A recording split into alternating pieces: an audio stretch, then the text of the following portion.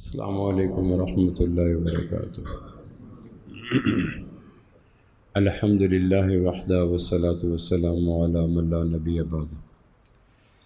اللہ کا شکر کہ دوسرے اشرے کے آخری حصے میں اللہ نے پہنچایا۔ ایک دو روز کے بعد فرزندان توحید اعتکاف بیٹھیں گے۔ آخری اشرے کی بڑی عبادات میں ایک عبادت اعتکاف ہے۔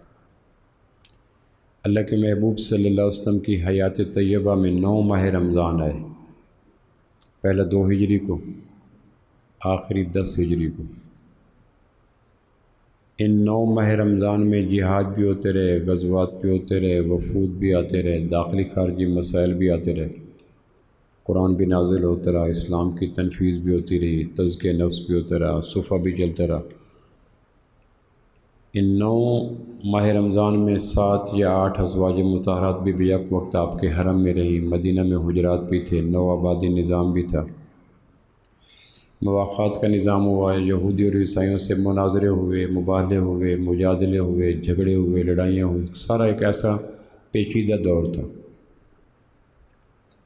لیکن اس کے باوجود 9 ماہ رمضان میں آپ 8 ماہ رمضان میں اعتکاف بیٹھے، یعنی اتنی پیچیدہ، مصروف، ہنگاموں سے بھری ہوئی زندگی۔ مدینہ میں حضرت عمر کا قول ہے کہ ایک رات بھی ہم اپنی نیند نہ سو سکے، یعنی جس طرح آدمی حالت جنگ میں ہوتا ہے تو مجاہد جنگ میں بیٹھے بیٹھے سو لیتا ہے۔ کوئی مجاہد کہے کہ حالت جنگ میں ساؤنڈ سلیپ لے لوں، گہری نیند لے لوں، ایسا ممکن نہیں ہوتا۔ تو مدینہ طیبہ میں ایک رات بھی ایسی نصیب نہ ہوئی کہ ہم اپنی مرضی سے سوئیں، اپنی مرضی سے جاگیں۔ ایک ہنگامی کیفیت تھی، ایمرجنسی نافذ تھی۔ مسلسل مدینہ منورہ میں غزوات ہی غزوات رہے، بدر سے لے کر تبوک تک ایک لائن لگی ہوئی غزوات کی۔ پھر سرایہ رہے جس میں آپ خود تشریف نہ لے جا سکے لیکن صحابہ کو بھیجا۔ پھر داخلی محاذ پہ پریشانیاں یہودیوں اور عیسائیوں سے، پھر خارجی محاذ پہ پریشانیاں مشرکین مکہ سے، پھر 2 سپر پاور طاقتوں سے مقابلہ، روم اور ایران، قیصر روم، کسریٰ ایران۔ ایک ہنگامی دور تھا جس کی تعبیر کے لیے مناسب لفظ ہی کوئی نہیں۔ اس قدر بھرپور ہنگامی دور کے باوصف آپ نے 8 ماہ رمضان اعتکاف بیٹھے۔ سیکنڈ لاسٹ ماہ رمضان اعتکاف نہیں بیٹھ سکے، لیکن اس کی کمی پوری یوں کر دی کہ آخری ماہ رمضان میں 20 دن اعتکاف بیٹھے۔ تو اگر یہ کہا جائے کہ 9 ماہ رمضان میں 9 دفعہ اعتکاف بیٹھے تو یہ کسی بات خلاف حقیقت نہیں ہے۔ میں اسے واضح یہ کرنا چاہ رہا ہوں کہ اعتکاف کتنی بڑی عبادت ہے۔ نبوت کے وجود اقدس سے نکلنے والے اعمال کو نیکی کہتے ہیں، تو نیکیاں تقسیم کرنے والا ذات ماہ رمضان میں اعتکاف نہیں چھوڑتا، ہر رمضان میں اعتکاف بیٹھ رہے، اور ہم کئی دفعہ اعتکاف اس لیے نہیں کرتے کہ اس سے بہتر نیکی کو تلاش کر لیتے ہیں جو کہ نبوت کو نظر نہیں آئی، ہنگامی دور میں، ایمرجنسی کے دور میں نظر نہیں آئی، معاذ اللہ ثم معاذ اللہ۔ اور کتنے ہم میں سے ایسے دوست ہیں، مسلمان ہیں، جن کی زندگی کی 70 بہاریں دیکھ چکے ہیں، صحت کے عالم میں، عافیت کے عالم میں، ایمان کے عالم میں، حیات کے عالم میں، لیکن ایک اعتکاف نامہ اعمال میں نہیں ہے۔ 355 دن رزق روزی کے لیے کافی نہیں ہوتے۔ 10 دن آدمی ماضی حال مستقبل پہ تنہائیوں میں نظر ڈالے، کیا نہیں کرنا تھا جو کرتا رہا، کیا کرنا تھا جو نہیں کر رہا، اور کیا نہیں کروں گا جو کرنا چاہیے تھا۔ اعتکاف دراصل اپنی زندگی پہ نظر ڈالنے کا نام ہے۔ آدمی سال کے 65 دن میں، 365 دنوں میں بھاگا بھاگ لگا رہتا ہے، دکان کے مسائل، دفتر کے مسائل، گھر کے مسائل، بیوی بچوں کے مسائل، بہو داماد کے مسائل، آمد و خرچ کے مسائل، لینے دینے کے مسائل، تھانے کچہری حوالاتوں کے مسائل، مسائل ہی مسائل ہیں۔ ایک گھنا جنگا اگا ہوا ہے، اس میں آدمی کو یکسوئی کے ساتھ، تنہائی کے ساتھ آخرت کے مراحل کو سوچنے کا موقع نہیں ملتا۔ غم دنیا، غم جانا، غم حالات شکیل، کیا کہوں کتنی بلائیں ہیں میری جان کے ساتھ، ایک سے ایک بڑھ کے مسئلہ۔ اسی مسائلستان کے جہان میں آخرت کو سوچنا ہے۔ جو نہیں کرنا تھا اور کر بیٹھے، جو کرنا تھا اور نہیں کیا، اور آنے والے دور میں جو نہیں کرنا اور کرنے کے عزائم کر کے بیٹھے۔ دماغ کی ڈائری پہ دنیا کے سارے پروگرام فیڈ ہوتے ہیں ماسوائے آخرت کے۔ اعتکاف ایک عبادت ہے کہ تنہائیوں میں جاؤ، اس لیے ہر عبادت کا مزاج ہوتا ہے۔ ہمارے ہاں برصغیر پاک و ہند میں کچھ عرصے سے اعتکاف کو اجتماعی رنگ دے دیا گیا ہے، حالانکہ اعتکاف اپنی ذات میں انفرادی مزاج رکھتا ہے۔ چھوٹے چھوٹے کمرے، کپڑوں کے بیچ میں جائے نماز بچھا کے، تسبیح پکڑ کے، گردن جھکا کے ماضی کی طرف نظر کرنا، یہ اعتکاف کی روح ہے، جو کہ اعتکاف کے علاوہ کہیں اور مل نہیں سکتی۔ آدمی ہزار چاہے، پتھر تو نہیں ہے کہ گرد و پیش سے اثر نہ لے، اس کا اثر، اس کا اثر، اس کی بات کا اثر، اس کی آنکھ کا اثر، اس کے رویے کا اثر، اس کی سوچ کا اثر، تو انہی اثروں میں چلتا رہتا ہے۔ تو اعتکاف اس کے بیچ میں ایک روحانی نعمت ہے، ٹیوننگ ہو جاتی ہے، اوور ہالنگ ہو جاتی ہے، برین واشنگ ہو جاتی ہے، یکسوئی ہو جاتی ہے، دھیان ہو جاتا ہے۔ عبادات میں جو جان نہیں ہے، معاملات میں جو اخلاص نہیں ہے، معاشرت میں جو حسن اخلاق، یہ ساری چیزیں دیکھنے کا موقع ملتا ہے۔ میں یہ عرض کر رہا تھا کہ میں اور آپ کوشش کریں کہ رمضان کے آخری اشرا بھی 1-2 روز پڑھے ہیں۔ آج غالباً 18ویں کی افطاری ہے یا 19ویں کی؟ 18ویں کی افطاری ہے۔ ابھی پڑھے ہیں 1-2 روز محنت کر کے اپنے آپ کو فارغ کریں، ورنہ قدرت نے ایک دن تو فارغ کر ہی دینا ہے۔ کم ترکوا من جنات و عیون و زروع و مقام کریم و نعمت کانوا فیہا فاکہین کذالک وورثناہا قوما آخرین فما بکت علیہم السماء والارض وما کانوا منظرین۔ قرآن مجید کہتا ہے کہ ان کے جانے پہ نہ آسمان نے آنسو بہائے، نہ زمین نے رونا شروع کیا، گویا کبھی تھے ہی نہیں۔ جو سمجھتے تھے کہ ہم نے تمام نظم عالم اپنے سر پہ لے رکھے، اور جب گئے فما بکت علیہم السماء والارض وما کانوا منظرین، نہ زمین نے آنسو بہائے نہ آسمان نے احتجاج کیا، گویا کبھی تھے ہی نہیں۔ ایک زمانہ ایسا آئے گا کہ ہمارا رمضان وہ آخری رمضان ہوگا۔ ابھی 4 دن پہلے میرے ایک عزیز یہیں داخل ہوئے، مجھے فون آیا کہ وہ قومے میں چلے گئے۔ پھر میں تیمارداری کے لیے گیا تو بدھ والے دن غالباً فوت ہو گئے۔ رمضان کے شروع میں چلے، درمیان میں آ کے ہار گئے۔ اب اللہ پوچھتا نہیں ہے کہ جانے کا پروگرام ہے یا نہیں۔ تو یہ شریعت نے جو ونڈ کی ہے، چھوٹے چھوٹے پیکیجز دیے ہیں، کبھی تراویح کے روپ میں، کبھی روزے کے روپ میں، کبھی اعتکاف کے روپ میں، کبھی لیلۃ القدر کے روپ میں، یہ شریعت کے چھوٹے چھوٹے پیکیجز اگلے پیکیجز پہ لانے کی ایک تیاری ہے۔ تو اگر میری زندگی اعتکاف سے خالی ہے تو اس اعتکاف کو لیا جائے، کوشش کی جائے۔ دوسرے عشرے کے آخری دنوں میں ہم ہیں، اور میں نے کہا تھا دوسرے عشرے کا مزاج ہے گناہوں سے معافی۔ نبوت نے جو تقسیم کار کی، مہینہ رمضان کو 3 حصوں میں تقسیم کیا، پہلے 10 دن، دوسرے 10 دن، تیسرے 10 دن، تو دوسرے 10 دن کو عشرہ مغفرت کہا کہ اس عشرے کے اندر خصوصی طور پر اپنے گناہوں کو چھوڑنے کی مشق کی جائے۔ گناہوں میں سب سے بڑا گناہ کون سا ہے؟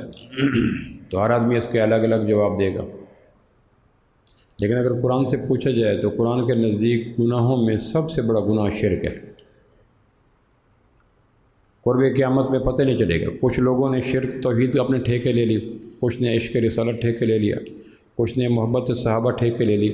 یہ ٹھیکے داروں نے ٹھیکے لے کر گویا یہ سمجھ لیا کہ میرے سے بڑا مواحد کوئی نہیں، میرے سے بڑا عاشق رسول کوئی نہیں۔ مذہبی فنکاروں نے توبہ کے راہیں بند کر دی، یہ تصور دلا کر کہ تم سے بڑا کوئی اس معاملے میں ہے ہی نہیں۔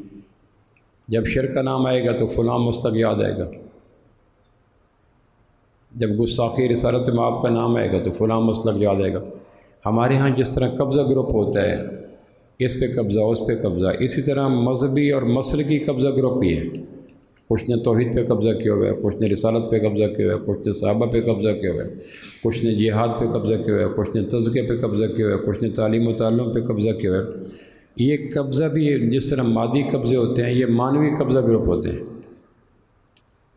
اسلام کے اندر گناہوں کی فہرست میں سب سے بڑا گناہ شرک ہے۔ جس طرح ریاضی میں ایک ہندسہ ہوتا ہے، 0، 0۔ ریاضی جاننے والے جانتے ہیں کہ 0 کی تاثیر اور خصوصیت یہ ہے کہ جس ہندسے کے ساتھ ضرب کھا جائے اس کو 0 کر دیتی ہے۔ آپ کسی ریاضی والے سے پوچھیں 0 ضرب 100، 0 ضرب 1000، 0 ضرب لاکھ، تو صفر کی یہ خاصیت ہے کہ جس سے ملٹیپلائی کر جو اس کو صفر کر دیتی ہے۔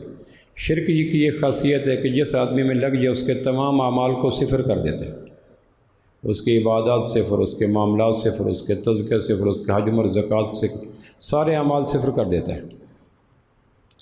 جس طرح ایٹم بم خدا نہ خواستہ کسی بستی پہ گر جائے تو کوئی مکان نہیں بچتا، کوئی پہاڑ نہیں بچتا، کوئی ٹیلہ نہیں بچتا، کوئی درخت نہیں بچتا۔ اسلام کے قلعے پہ اگر خدا نہ خواستہ شرک کا ایٹم بم گر جائے تو کوئی عبادت بچتی نہیں ہے۔ اگر یہ کہا جائے کہ 2 لاکھ نبی کائنات میں کیوں تشریف لائے تو جواب ایک ہی ہے، رد شرک کے لیے۔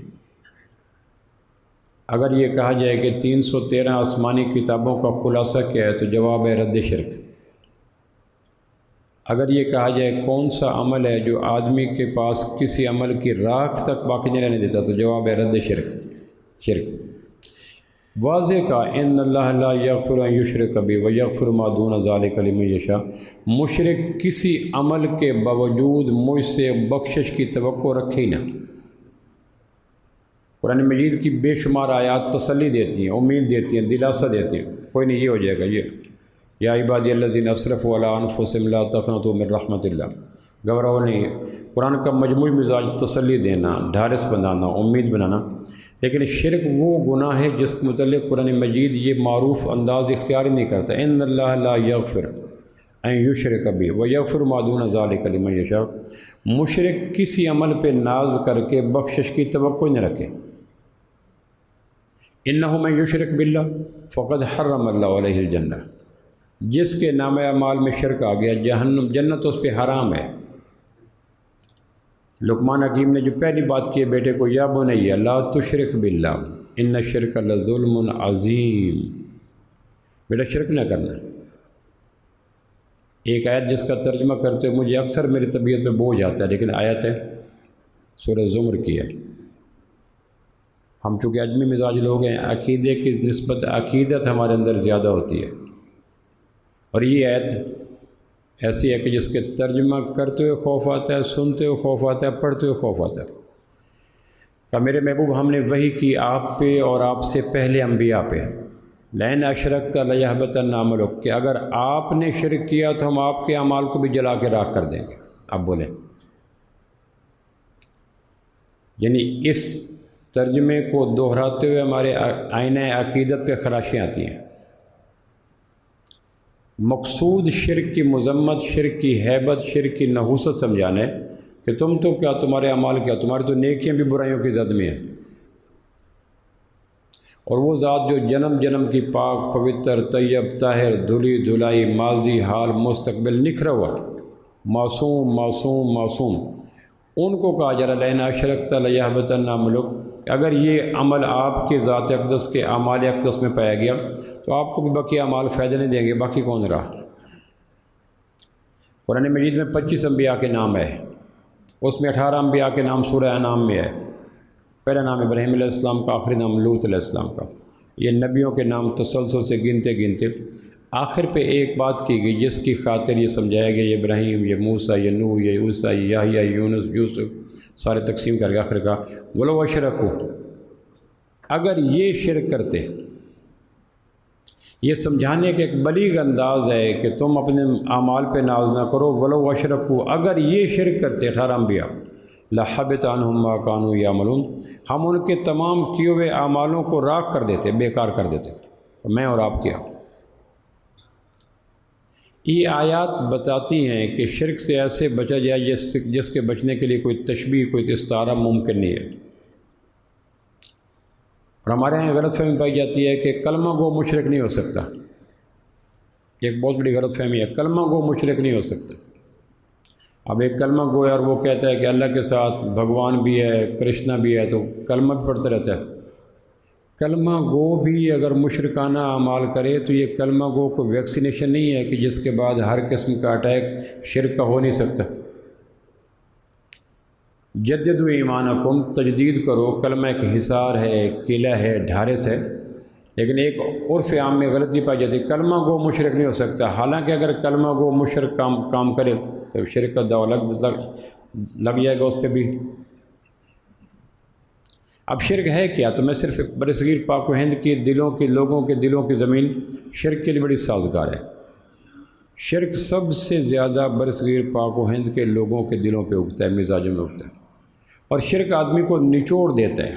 جس طرح بعض مرضیں ہوتے ہیں آدمی کی توانائی کو، رانائی کو، خوبصورتی کو نچوڑ دیتے ہیں، اور آدمی صرف ہڈیوں کا ڈھانچہ ہوتا ہے، سانس کی آمد و رفت ہوتی ہے، باقی کچھ نہیں ہوتا۔ سینڈوچ بن جاتا ہے، سبزی بن جاتا ہے، برف کی ڈلی بن جاتا ہے۔ شرک آدمی کو نچوڑ دیتا ہے، اس کی خودی کو، غیرت کو، حیا کو، انا کو، وفا کو، اتقاء کو، ایثار کو، آدمی بالکل نچڑ جاتا ہے۔ اس کے وجود پہ کوئی خیر آتی ہے، اگر کوئی خیر آ جائے تو ایک حادثہ ہوتا ہے۔ مشرک کے وجود پہ اگر کوئی خیر آ جائے تو حادثہ ہوتا ہے، سانیہ ہوتا ہے، کوئی خوشگوار تاثر نہیں ہوتا۔ تو اسلام کے دامن میں ذکر کیے گئے گناہوں میں سب سے بڑا گناہ شرک ہے۔ اور میں نے کہا ہمارے ہاں مذہبی اداکاروں نے کچھ لوگوں کو یہ باور کرا رکھا ہے کہ تم سے بڑا مواحد کوئی نہیں، یہ پھر ان کی اصلاح کے راستے بند کر دیتی ہے، تم سے بڑا عاشق رسول کوئی نہیں، اور یہ ان کے اندر کمی کوتاہیوں کے راستے بند کر دیتے ہیں۔ اسلام دعوے نہیں، دلیل، نعرے نہیں، عمل۔ ہمارے ہاں نعروں کی فصل بڑی سازگار ہے، تم سے بڑا یہ کوئی نہیں، تم سے بڑا یہ کوئی نہیں، تم سے بڑا یہ کوئی نہیں۔ صحابہ جن کو رضی اللہ عنہم و رضوا عنہ کہہ دیا گیا، اور بخاری کی روایت ہے کہ عمر جس راستے سے گزرتا ہے اس راستے سے شیطان نہیں گزرتا، چھوڑ دیتا ہے راستے کو۔ وہ عمر رضی اللہ عنہ حضرت حذیفہ سے کہا کرتے تھے کہ یہ بتا کہ اللہ کے محبوب نے منافقین کے نام بتائے تھے، کہاں کہ میں یہ نہیں کہتا کہ سب کے بتاؤ، یہ بتاؤ میرا نام تو ان میں نہیں ہے۔ یہ ہے ان لوگوں کا حال جن کو یہ نبوت نے کہہ دیا۔ اور ہمیں تو مذہبی فنکار کہتے ہیں، کوئی یہ نہیں کہ رسول کہہ گیا کہ تم سے بڑا مواحد، تم سے بڑا متبع رسول، تم سے بڑا عاشق کوئی نہیں، وہ تو اپنے پیسے کھڑے کرنے ہوتے ہیں۔ عمر تیرا گھر میں نے اپنے سامنے دیکھا جنت میں، اور ایک گھر مجھے بڑا پسند ہے، حدیث میں آتا ہے، اور میں نے کہا شاید میرا ہو، تو کہا گیا یہ عمر بن خطاب کا ہے، اور میرا جی چاہا کہ گھر کے اندر داخل ہو جاؤں، لیکن تیری غیرت سامنے یاد آ گئی۔ یعنی یہ صحابہ ہیں کہ 1800 صحابہ، 1400 صحابہ کو اکٹھا کیا دے گا رضی اللہ عنہم و رضوا عنہ۔ جنت کی سب سے بڑی نعمت، بخاری مسلم کی روایت ہے، جب جنتی جنت میں چلے جائیں گے تو اللہ کہے گا میرے سے راضی ہو؟ کہ کیوں نہ راضی ہوں، آپ نے وہ دیا جو کسی کو دیا نہیں۔ اللہ کہیں گے اچھا جو دیا جا چکا ہے اس سے سب سے افضل تمہیں اور دوں؟ تو جنتی اس وقت کہیں گے جو دیا جا چکا ہے اس سے افضل کیا ہوگا؟ تو اللہ کہے گا میں تم سے راضی ہوں، کبھی ناراض نہیں ہوگا۔ یہ جنتیوں کی نعمت کی سب سے بڑی انتہا ہوگی جو جنت میں آخر پہ جا کے ملے گی، اور بخاری مسلم کی روایت ہے یہ نعمت اللہ نے صحابہ کو دنیا میں دے دی۔ رضی اللہ عنہم و رضوا عنہ، اللہ راضی ہو گئے، وہ راضی ہو گئے۔ وہ اپنے بارے میں یوں مشکوک ہیں، پریشان، جنازہ پڑھنے سے پہلے کہتے کہ حنظلہ کو دیکھنا، اگر وہ جنازے میں ہے تو میں جاؤں گا۔ کسی آدمی کو بھیجتے صاحب حضرت عمر رضی اللہ عنہ کہ دیکھو فلاں کے جنازے میں صفوں کے اندر حنظلہ موجود ہے، حذیفہ رضی اللہ موجود ہیں۔ وہ آ کے کہتا ہے موجود نہیں ہے، تو پھر اس جنازے پہ جاتے نہیں تھے، چونکہ یہ منافق ہوگا کہ اللہ کے محبوب نے منافقین کی فہرست حضرت حذیفہ کو دی تھی۔ یہ تھا عالم سیدنا فاروق اعظم کا، اور حضرت عمر سے، حضرت حذیفہ سے اللہ کے محبوب نے عہد لیا تھا کسی کو نہ بتانا جو نام میں نے تمہیں منافقین کے بتائے۔ حضرت عمر اپنے بارے میں یوں بدگمان ہوتے تھے، کہتے تھے کہ میں تم سے وعدہ توڑوانا نہیں چاہتا، عہد شکنی نہیں چاہتا، لیکن اتنا بتا دو کہ میں تو نہیں ہوں ان میں بس۔ یہ ہے بدگمانیوں کے سارے تیر اپنے سینے کی طرف کر دینا، اور ہم خوشگمانیوں کے سارے تمغے اپنے سینے پہ سجا کے مطمئن ہو کے بد عملی کی وادی میں گر جاتے ہیں۔ اور یہ بد عمل وائزین نے اپنے پیسے کھڑے کرنے کی خاطر لوگوں کو اس قسم کے تمغے تقسیم کیے کہ تم تو تم ہی ہو۔ اس لیے جب شرک کی بات آئے گی تو ہماری لاش اس سے مکروہ سوچیں، مسلمانوں کے ایک فرقے کی طرف چلی جائیں گے۔ تو شرک وہ مرض ہے کہ لگ جائے تو رمضان کیا، روزے کیا، حج کیا، عمرے کیا، عرفات کیا، منا کیا، مزدلفہ کیا، بیت اللہ کے اندر دفن کر دو، زمزم سے غسل دو، غلاف کعبہ میں کفن دو، حجاج کرام تسبیح پڑھیں، اور ہر سال 10-12 لاکھ حاجی اگر استغفار کریں، مشرک کی پھر بھی بخشش نہیں ہے۔ 70 مرتبہ جنازہ پڑھا تو میرے محبوب مشرک کی بخشش کرنی کوئی نہیں ہم نے، تو بے دید ہو کر، بے لحاظ ہو کر، بے رحم ہو کر، متصب بن کے اپنے اندر وجوہ شرک تلاش کریں۔ برصغیر پاک و ہند میں جو شرک پایا جاتا ہے وہ یہ ہے کہ ہم، ایک جملہ مرض کرتا ہوں، ایمان کو علامات ایمان سے دیکھا جائے، ایمانی دعووں سے نہ دیکھا جائے۔ قرآن مجید میں آتا ہے قد افلح المؤمنون، مومن کامیاب ہو گئے۔ آگے مومن کون ہے؟ پھر ایک فہرست آتی ہے۔ رجال اللہ، اللہ کے بندے کون ہیں؟ آگے فہرست آتی ہے۔ عباد الرحمن، رحمان کے بندے کون ہیں؟ آگے صفات آتی ہے، نام نہیں آتا، ذات نہیں آتی، صفات۔ ایمان کو ایمانی صفات میں، قرآنی صفات میں دیکھا جائے کہ وہ صفات میرے اندر ہیں یا نہیں۔ شرک کیا ہے؟ شرک یہ ہے کہ اللہ کی آزاد قدرت کو اللہ کے پیدا کردہ اسباب کا پابند مان کے ماننا۔ پھر میں عرض کر دیتا ہوں، شرک کیا ہے؟ اللہ کی آزاد قدرت کو اللہ کے پیدا کردہ اسباب کا پابند ماننا۔ اللہ نے 6 دن میں کائنات بنائی، ہم جب چیزیں ایجاد کرتے ہیں تو اپنی مجبوری سے کرتے ہیں، گرمی ہے اے سی بناؤ، سردی ہے ہیٹر بناؤ، صدر پوشی ہے لباس بناؤ، جغرافیائی مسافتیں طے کرنی ہے تیز رفتار سواریاں بناؤ، دشمن سے بچنا ہے اسلحے بناؤ۔ ہماری ایجادات ہماری مجبوری کی تکمیل کے لیے ہوتی ہیں، اللہ کی مخلوقات اللہ کی مجبوری کے لیے نہیں ہے۔ کیسے آرام آئے گا؟ دوائی تو ہے نہیں، کیسے حفاظت ہوگی؟ اسلحہ تو ہے نہیں۔ ہماری ہر ایجاد ہماری مجبوری کی غماز ہوتی ہے، اللہ کی کوئی مخلوق اللہ کی مجبوری نہیں ہے۔ 6 دن میں اللہ نے کائنات بنائی، 2 دن میں زمین، 2 دن میں درمیان، 2 دن میں 6 دن آسمان۔ وما مسنا من لغوب، اور قرآن کہتا ہے اللہ کو تھکن کوئی نہیں۔ عیسائی اتوار کو چھٹی کرتے ہیں، یہودی ہفتے کو چھٹی کرتے ہیں، اور ان کی چھٹی کے پیچھے ان کا یہ ایک عقیدہ ہے کہ 6 دن میں کائنات کی تکمیل سے فارغ ہوئے اللہ تو تھک گیا۔ اللہ نے کہا وما مسنا من لغوب، اللہ تھکا کوئی نہیں، لہٰذا یہ ہفتے کی چھٹی، اتوار کی چھٹی ان لوگوں کے مکروہ عقیدے کی دلیل ہے۔ ہمارے ہاں بھی فکری اور ذہنی غلام انہی کے اتباع میں چھٹی کر لیتے ہیں، حالانکہ ان کی چھٹی رسم دنیا نہیں ہے، اتوار رسم دنیا نہیں ہے، ہفتہ رسم دنیا نہیں ہے، ان کے باقاعدہ عقیدے کا اظہار ہے۔ اللہ نے اس عقیدے کی نفی کی، وما مسنا من لغوب، لوگوں اللہ کو تھکن کوئی نہیں ہے۔ تو یہ 6 دن میں اللہ نے کائنات بنائی۔ خلق الارض فی یومین، 2 دن میں زمین، جعل فیہا رواسیہ من فوقہا وبارک فیہا وقدر فیہا اقواتہا فی 4 ایام، 2 دن زمین، 2 دن میں زمین آسمان کا درمیان۔ ثم استوی الی السماء وہی دخان فقضاہن 7 سماوات فی یومین، پھر 2 دن میں 7 آسمان۔ یہ 6 دن کے اندر اللہ نے زمین آسمان کو بنایا۔ تو یقین رکھیں ان 6 دن کے اندر پیدا کی گئی تخلیق، وہ سمندر کی ہے، وہ صحرا کی ہے، وہ جنگل کی ہے، وہ پہاڑ کی ہے، وہ زمین کی ہے، وہ آسمان کی ہے۔ کوئی مخلوق کی تخلیق ہماری ایجاد کی طرح اللہ کی مجبوری نہیں ہے، اس لیے اللہ نے مخلوقات میں ورائٹی رکھی۔ فَمِنْهُم مَّن يَمْشِي عَلَىٰ بَطْنِهِ، پیٹ کے بل چلائے، وَمِنْهُم مَّن يَمْشِي عَلَىٰ رِجْلَيْنِ، 2 ٹانگوں پہ چلائے، وَمِنْهُم مَّن يَمْشِي عَلَىٰ 4، 4 ٹانگوں پہ چلائے۔ اللہ آزاد ہے، سمندر کے بیچ میں رکھے، ہوا میں رکھے خلا۔ اللہ اپنے نت نئی تخلیقات کے ذریعے یہ ذہن توڑتا رہتا ہے کہ کوئی مخلوق اللہ کی مجبوری نہیں ہے، اللہ کے لیے ضروری نہیں ہے۔ ہمارے ہاں برصغیر پاک و ہند میں جو شرک آتا ہے اور بڑے نورانی دور میں آتا ہے اور اسلامی دور میں آتا ہے اور مہذب طریقے سے آتا ہے، وہ یہ ہے کرتا تو اللہ ہے لیکن یہ ضروری ہے۔ بس جب اللہ کی کوئی مخلوق اللہ کے لیے ضروری ہو گئی، شرک آ گیا۔ انما امرہ اذا اراد شیئا ان یقول لہ کن فیکن، اللہ جو چاہتا ہے ہو جاتا ہے۔ وہ مضر سے مفید لائے، وہ دن سے رات لائے، وہ زہر سے شہد لائے، وہ صحت سے بیماری لائے، وہ غربت سے دولت لائے، وہ پستی سے بلندی لائے، وہ زوال سے عروج لائے، وہ گمراہی سے ہدایت لائے۔ اسباب کے مطابق لائے، اسباب کے خلاف لائے، اسباب کے ساتھ لائے، اسباب کے بغیر لائے۔ اللہ کی قدرت کو اللہ کی مخلوقات کا پابند نہ کرو جس طرح انسانوں کو موجد کی ایجادات کا پابند کرتے ہیں۔ گرمی کیسے دور ہوگی؟ ایسے نہیں ہوگا تو۔ سردی کیسے زائل ہوگی؟ ہیٹر نہیں ہوگا تو۔ سفر کیسے طے ہوگا؟ سواری نہیں ہوگی تو۔ صحت کیسے ملے گی؟ دوائی نہیں ہوگی۔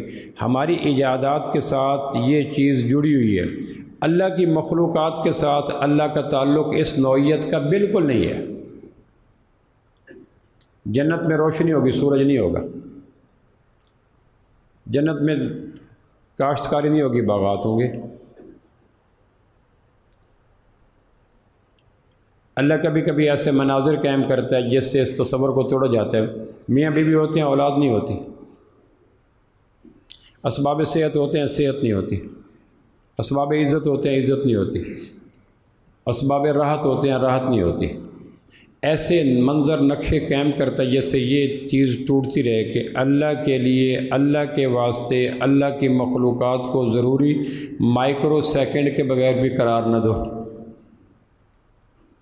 ہم ایجادات کی طرح اللہ کو بھی پابند کرتے ہیں، اللہ کی کرتا تو اللہ ہے، تو لفظ تو اللہ کی اختیارات کو سلب کرنے کے خوفناک وار ہے، کرتا تو اللہ ہے۔ آگے کوما یا فل سٹاپ بولیں جی، کوما ہے نا، کرتا تو اللہ ہے، بات مکمل۔ لیکن یہ ضروری ہے، جس چیز کو ضروری اللہ کے لیے کہا وہ مخلوق ہے یا خالق ہے، بنی ہے یا بنانے والی ہے؟ تو جب وہ خود بنی ہے اور وہ بنانے والے کے لیے ضروری کیسے ہوگی؟ قرآن مجید نے کچھ واقعات سنایا ہیں اس تصور کو زائل کرنے کے لیے، شرک کی اس کیفیت کو دور کرنے کے لیے۔ میں صرف 2-3 واقعات سناتا ہوں تاکہ اللہ کرے ماہ رمضان کی مقدس ساعتوں کی برکت سے ہمارے دل و دماغ میں، ہمارے فکر و شعور میں، ہمارے ہر قطرہ خون میں، جو غیر مسلموں کی محنت سے یا مذہبی فنکاروں کی محنت سے یہ ایک مرض آ گیا، کرتا تو اللہ ہے لیکن اس کو کہتے ہیں اللہ کی آزاد قدرت کو اللہ کے پیدا کردہ فانی کمزور اسباب کا پابند ماننا۔ جس کا پابند کر رہے ہو وہ طاقتور ہے یا جس کو پابند کر رہے ہو وہ طاقتور ہے، اس کو تقابل کریں۔ اللہ اپنے فیصلوں کے نفاذ میں آزاد ہے، جو چاہے جب چاہے جیسا چاہے جتنا چاہے جس کے متعلق چاہے کر دے۔ ابراہیم کے آزر کے گھر میں ابراہیم اور نوح کے گھر میں کنعان آزاد ہے۔ کتنی خوفناک تربیت ہے آزر کی، اور کتنا حسین نگینہ اور پھول نکلا ہے ابراہیم، کتنا خوبصورت مربی ہے نوح، اور کتنے مکروہ کانٹا نکلا ہے کنعان، کتنی محنت ہے آمنہ کے لال صلی اللہ علیہ وسلم کا، اور کیا نتیجہ ہے ابو جہل کا،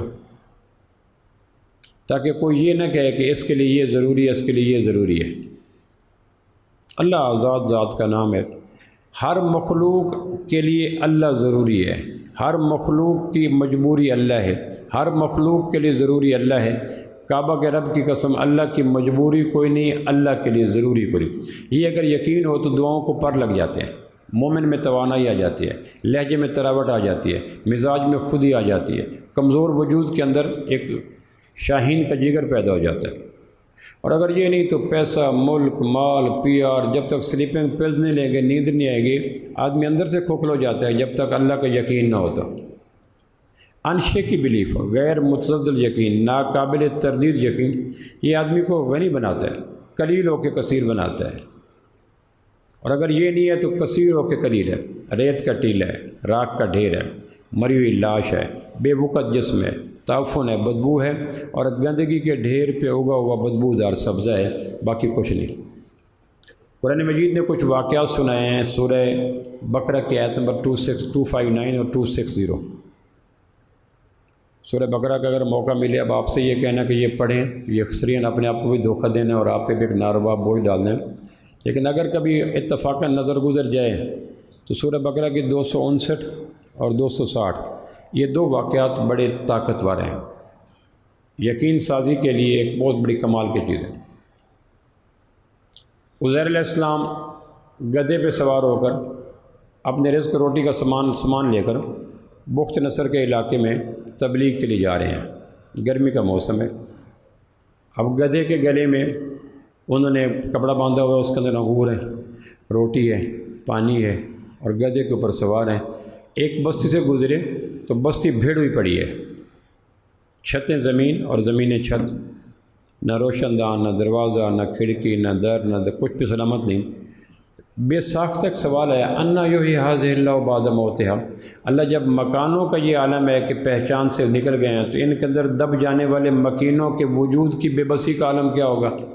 ان کی ہڈیاں، گردے، پھیپھڑے، بال، کھال، جب مکان اپنی شناخت کھو بیٹھے، پتہ نہیں چل رہا چھت کا ہے، کھڑکی کا ہے، روشن دان کا ہے، دروازہ کا ہے، ان میں دب جانے والوں کا کیا عالم ہوگا؟ ان کو زندہ کیسے کرے گا؟ ایک فطری سا سوال اٹھا۔ ایک ہوتا ہے عین الیقین، ایک ہوتا ہے علم الیقین۔ علم تو مجھے ہے کہ زندہ کرے گا، لیکن کرے گا کیسے؟ اگر اس کو دکھا دے تو ولیکن لیطمئن قلبی، دل کو اطمینان آ جائے گا۔ اب یہ ایک بے بسی کی انتہا ہے کہ چھتیں سلامت نہیں۔ او کالذی مر علی قریہ، یہاں سے شروع ہوتی ہے 259 آیت سورہ بقرہ کی، ٹونک سے بھری ہوئی، شرک کی ہر قسم کی چیزوں کو دور کرنے والے۔ او کالذی مر علی قریہ، ان کو سناؤ میرے محبوب اس شخص کا واقعہ جو بستی سے گزرا۔ وہ عزیر علیہ السلام تھے، قرطبی کے بقول، اور دعوت تبلیغ کے لیے جا رہے تھے، خچر پہ سوار تھے، انگوروں کا خوشہ تھا، روٹی باندھی ہوئی تھی، بوتل یا کسی چیز میں پانی تھا۔ او کالذی مر علی قریہ وہی خاویۃ علی عروشہا قال انا یحیی ھذہ اللہ بعد موتہا فاماتہ اللہ 100 عام۔ بس یہ ہو گیا۔ سوال کیا کہ یا اللہ ان کے اندر دب جانے والوں کو، جن کو دبے ہوئے پھنسے ہوئے بھی سال صدیاں بیت گئیں، ان کو حیات نو کیسے دے گا؟ اللہ نے اس کو مار دیا، عزیر علیہ السلام کو سلا دیا۔ فاماتہ اللہ 100 عام، اس لیے نیند کو موت کہتے ہیں۔ ہم جو کہتے ہیں رات سوتے نہیں، کہاں جا رہا ہوں؟ سونے جا رہا ہوں، حالانکہ فکر یہ ہے کہاں جا رہا ہوں؟ مرنے جا رہا ہوں۔ اگر یہ فکر ہو، کانسیپٹ ہو جو قرآن دیتا ہے، هو الذی یتوفاکم باللیل، اللہ رات کو تمہیں فوت کرتا ہے۔ اگر فوت کرنے کے تصور کے ساتھ خوابگاہوں میں جائیں تو پھر ہاتھوں پہ موبائل نہ ہوں، ڈرامے نہ ہوں، گانے نہ ہوں، ناول نہ ہوں، موویز نہ ہوں۔ یہ سارے عمل کی کڑوی جڑی بوٹیاں اگتی ہیں جب عقیدے کا پانی خراب ہو جاتا ہے۔ قرآن کہتا ہے مرنے کے لیے جا رہے ہو، میں کہتا ہوں سونے کے لیے جا رہا ہوں۔ جب عقیدہ خراب ہو گیا تو پھر عمل خراب ہو گیا۔ فاماتہ اللہ 100 عام، 100 سال کے لیے اللہ نے عزیر علیہ السلام کو مار دیا۔ 100 سال کے بعد اٹھے، قال کم لبثت، کتنے سوئے ہو؟ انگڑائی لے کے کہنے لگے لبثت یوما، جیسے آدمی کی تھکن زائل ہوتی ہے، لبثت یوما، آج تو میں پورا دن سویا ہوں۔ جب سوئے تھے تو عصر کے بعد کا وقت تھا، یا ایک روایت میں جب سوئے تھے تو نصف النہار تھا، سورج بالکل درمیان آسمان میں تھا اور سایہ سمٹ کے نیچے آیا ہوا تھا۔ جب جاگے تو تھوڑا سا سایہ سر کا ہوا تھا، جس سے لگ رہا تھا کہ آدھا پونا گھنٹہ سو چکا ہوں۔ پہلے کہا لبثت یوما، میں تو آج دن بھر سویا ہوں، تھکن یوں انگ سے نچڑ گئی ہے۔ پھر جب سائے کی پھسلن دیکھی کہ او بعض یوم، کہ نہیں وہ یا اللہ ایسے ہو گیا، میں تو پل دو پل سویا ہوں، ورنہ اگر لمبا سویا ہوتا تو سائے کہیں کے کہیں جا چکے ہوتے۔ اللہ نے کہا بل لبثت 100 عام، تمہیں سوئے ہوئے 100 سال گزر گئے۔ یہ قرآن کی ورس ہے۔ ایک صدی کے اندر 4 نسلیں بالغ ہو کر 5ویں نسل کے بلوغت کی باعث بن رہی ہوتی ہے۔ بل لبثت 100 عام، تمہیں سوئے ہوئے 100 سال گزر گئے۔ فانظر الی طعامک و شرابک، اب 100 سال میں کون سی چیز ہے جو کھلی فضا کے اندر اپنے ذائقے سلامت رکھے؟ 100 سال کے اندر کون سی چیز ہے جو جس کے ذائقے، تاثیر، خوشبو سلامت رہے؟ اپنے کھانے کو دیکھو تو کھانا ختم۔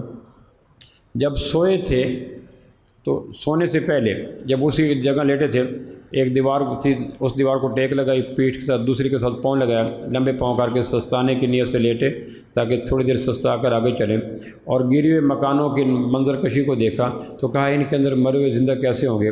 اسی عالم میں سو گئے، اور گود کے اندر روٹی کھول کے رکھی اور اس کے اوپر انگوروں کا شیرہ نچوڑا تاکہ گرم روٹی کے مسام میں شیرہ چلا جائے اور وہ ایک سویٹ ڈش بن جائے، ٹکڑا ٹائپ بن جائے، بسکٹ ٹائپ بن جائے، اور شیرہ جذب ہو جائے گا تو کھا لوں گا۔ اب گود کے اندر کھلی ہوئی روٹی، اس کے اوپر پڑا ہوا شیرہ، ساتھ رکھا ہوا روٹی اور بوتل اور بندھا ہوا گدھا، اور خود ٹیک لگا کے پل دو پل کے لیے ریسٹ تھا تاکہ روٹی میٹھی ہو جائے، کھانا کھا لوں، اگلا سفر طے کروں گا۔ جب ٹیک لگا کے لیٹے اٹھے تو روٹی کے اوپر شیرہ سلامت تھا، ابھی پوری طرح جذب نہیں ہوا تھا۔ گدھا جہاں دیکھا تو ایک بہت سیدھا سی پامال سی ہڈی پڑی تھی۔ اب گدھا سخت جان، روٹی نرم و نازک، شیرہ اور نرم و نازک، اور شیرے میں انگور وہ جلدی ترشی میل ہو جاتا ہے۔ روٹی کے کناروں کو ہاتھ لگایا تو گرم، شیرے کو چکھا تو میٹھا۔ فانظر الی طعامک و شرابک، کھانے کو دیکھو، پانی کو دیکھو۔ تو روٹی کو چکھا ٹھیک، شیرے کو دیکھا ٹھیک، پانی کو دیکھا شفاف، اس کی گرمی زائل نہیں، گویا گود کے اندر موسموں کو سٹاپ واچ۔ گود کے اندر موسم تغیر و تبدل بدل گئے، گرد و پیش میں موسم چل رہے ہیں، گرمی آ رہی ہے، سردی آ رہی ہے، خزاں آ رہی ہے، بہار آ رہی ہے، مٹی آ رہی ہے، دھول آ رہی ہے، تپش آ رہی ہے، دن آ رہے ہیں، ہفتے آ رہے ہیں، رات آ رہے ہیں، گرد و پیش میں موسم اپنی بے رحمیوں کے ساتھ چل رہا ہے۔ لیکن عزیر علیہ السلام کی گود میں اللہ نے موسموں کو داخلہ بین کر دیا، تو موسم داخل ہوتے، خزاں بہار آتی، دھوپ چھاؤں آتے، بیکٹیریا وائرس آتا تو روٹی خراب ہوتی، شیرہ خراب ہوتا، گرمی سردی ہوتی، وہاں تو موسم کھڑے ہو چکے، سٹاپ واچ لگا دے تو اس کو روٹی چکی ٹھیک، پانی دیکھا ٹھیک، کنارے دیکھے گرم، ذائقہ دیکھا سلامت، خوشبو دیکھی برحق۔ اب دیکھو گدھے کو، تو گدھے کو دیکھا تو اس کا کوئی جسم کا ایسا سلامتی نہیں، تھوڑی سی ہڈیاں پڑی ہیں۔ تو عزیر علیہ السلام کو تھوڑی دیر کے لیے جھٹکا لگا کہ چند گز کے فاصلے پہ بدھے ہوئے گدھا، اس کی کوئی علامات باقیات باقی نہیں ہیں، اور گود میں پڑا ہوا سارا نظم ایسا سلامت پڑا ہے۔ اللہ نے کہا اب دیکھو ذرا گدھے کو ہم کیا کرتے ہیں، تو زمین سے، خلا سے، فضا سے چھوٹی چھوٹی چیزیں گریں، اس کے گوشت بنا، ہڈیاں بنی، بال بنی، کھال بنی، گدھا زندہ ہوا، اس نے اپنے کان ہلائے، آواز نکالی، تو عزیر علیہ السلام کو کہا یوں ہم مرنے کے بعد بستیوں میں دبے ہوئے لوگوں کو زندہ کریں گے۔ او کالذی مر علی قریہ وہی خاویۃ علی عروشہا قال انا یحیی ہذہ اللہ بعد موتہا فاماتہ اللہ مئۃ عام ثم بعثہ قال کم لبثت قال لبثت یوما و بعض یوم فاماتہ اللہ۔ یہ ساری آیت چلتی ہے۔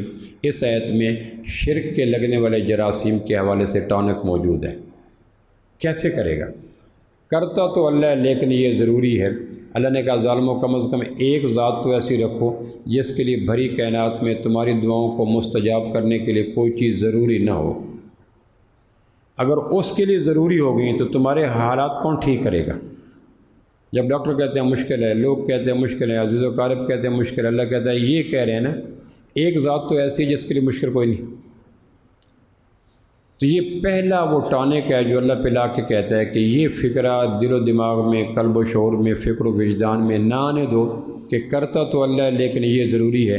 یہ فکرہ کہہ کر یاران خاص پھر اپنے لیے رزق و روزی کے راستے ہموار کرتے ہیں۔ دوسرا اس کے ساتھ ہی ابراہیم علیہ السلام 260 آیت میں سورہ بقرہ میں ہے، ابراہیم علیہ السلام گزرے ایک دریا کے کنارے، ایک انسانی لاش، اس کا کچھ حصہ دریا کے اندر ہے، کچھ حصہ دریا کے باہر ہے، لاش پڑی ہے۔ جو حصہ پانی کے اندر ہے وہ پانی والے گوشت خور جانور کھا رہے ہیں، اور جو حصہ خشکی پہ ہے اس کو خشکی کے گوشت خور کیڑے مکوڑے کھا رہے ہیں، پھر ان کھانے والوں کو کئی اور کھا رہے ہیں۔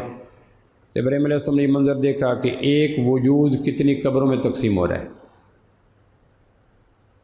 ابراہیم علیہ السلام کو واقعہ تھا۔ ابراہیم علیہ السلام نے وہی کہا کہ یا اللہ اس کو مچھلی نے کھایا، مچھلی کو بڑی مچھلی نے کھایا، اس کو مگر مچھ نے کھایا، اس کو چونٹی نے کھایا، چونٹی کو مکوڑے نے کھایا، مکوڑے کو فلاں نے کھایا۔ وہ ایک وجود کتنی قبروں میں تقسیم ہو گیا، ان کو زندہ کیسے کرے گا؟ اولم تؤمن، تمہیں یقین نہیں ہے کہ میں کروں گا؟ بلا ولکن لیطمئن قلبی، دل کو اطمینان ہو جائے گا کہ زندہ کرنے کا طریقہ کیا ہوگا۔ اللہ نے کہا چلو یہ نہیں کہ عزیر علیہ السلام کو ذرا سلایا نہیں، فخذ اربعۃ من الطیر، یہ باتیں قرآن کی ہیں۔ صاف شفاف پانی، فکر و وجدان کے لیے اجلا نکھرا دودھ اور نور کے جھونکے، کہ اللہ کیسے زندہ کرے گا؟ کہ فخذ اربعۃ من الطیر، 4 پرندے پکڑو، فصرہن الیک، اور ان کو اپنا دوست بناؤ۔ قدرت نے بعض پرندوں میں انسانوں کے ساتھ تعلق بنانے کی حص رکھی ہے، کبوتر آ جاتے ہیں انسانوں کے ساتھ تعلق بن جاتا ہے، تیتر آ جاتے ہیں، اور بعض پرندے ایسے جنہیں سال ہر سال رکھو پھر بھی تعلق نہیں بنتا۔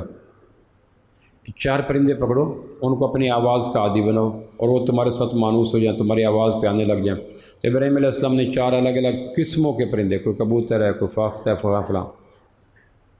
جب وہ مانوس ہو گئے، اچھی طرح تعلق بن گیا، اللہ نے کہا ان کو بلاؤ، بلایا تو وہ آواز پہ آنا شروع ہو گئے تاکہ مانوس ہو جائیں۔ پھر اللہ نے کہا ان کو ذبح کر دو، ذبح کر دے، فصرہن الیک، پھر ان کے ذبح شدہ حصوں کو قیمہ بناؤ، قیمہ بنایا، پھر ان قیمے کو مکس اپ کر دو، مکس اپ کر دیا۔ ثم جعل علی کل جبل منہن جزءا، پھر 4 پہاڑوں کی چوٹی پہ جا کے ان ملے ہوئے قیمے والے ٹکڑوں کو رکھ کے آؤ۔ اب اس ملے ہوئے قیمے میں کسی کا گردہ، کسی کا جگر، کسی کی بال، کسی کے کھال، کسی کا دم، کسی کا پنجہ، کسی کا، لیکن ایک کام کرو، گردن اپنے پاس رکھو، گردن کا قیمہ نہیں بنانا۔ ابراہیم علیہ السلام نے گردن اپنے پاس رکھی، پہاڑ بظاہر قریب ہوتے ہیں لیکن قریب جائیں دور ہو جاتے ہیں، ان پہ جا کے رکھ کے آگے۔ ثم ادعوہن، اب ان کو بلاؤ۔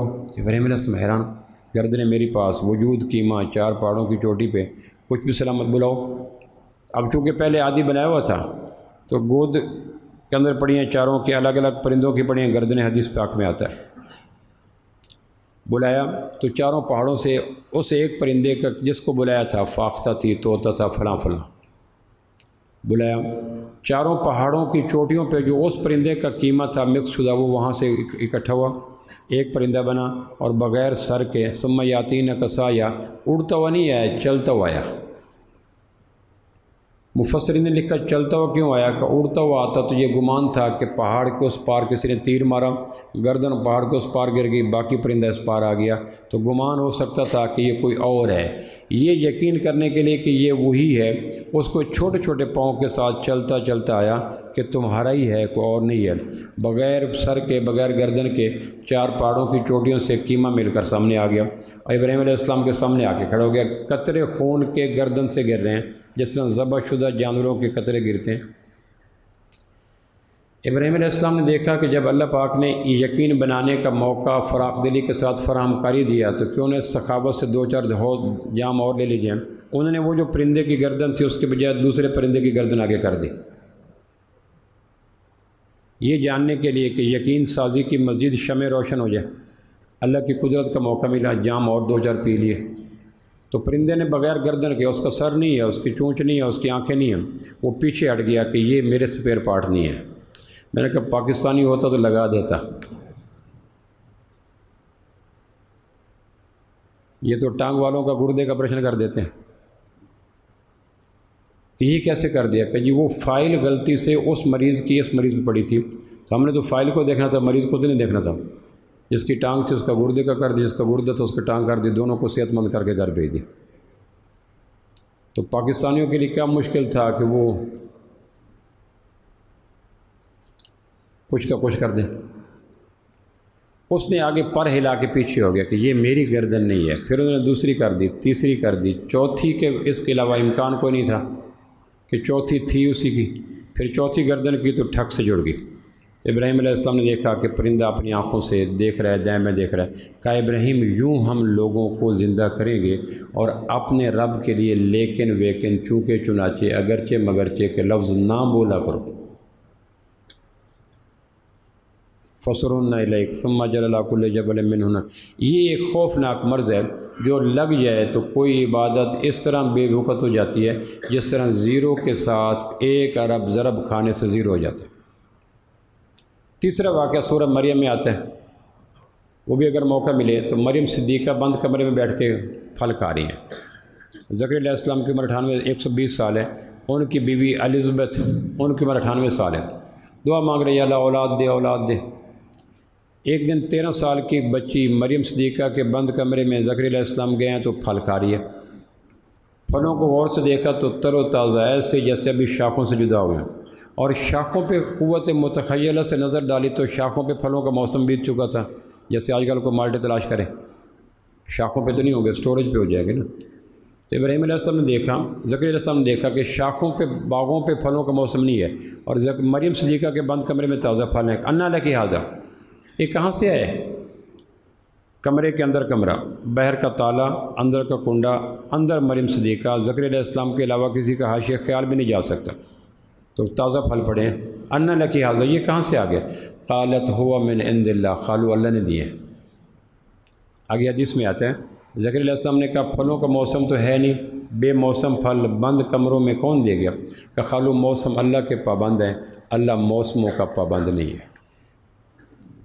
یہ جملہ اتنا دھلا دھلایا تھا، ایمان کو طاقت دینے والا۔ زکریا علیہ السلام واپس آ کے اپنی بیوی سے کہا تیرے اور میری بوڑھی شاخ کے اوپر اولاد کے پھل لگنے کا موسم نہیں ہے، لیکن تیری بھانجی الشبہ کی بھانجی مریم بند کمرے میں کہہ رہی تھی موسم اللہ کے پابند ہیں، اللہ موسموں کا پابند نہیں ہے، اور بوڑھی شاخ پہ اولاد کا پھل مانگے۔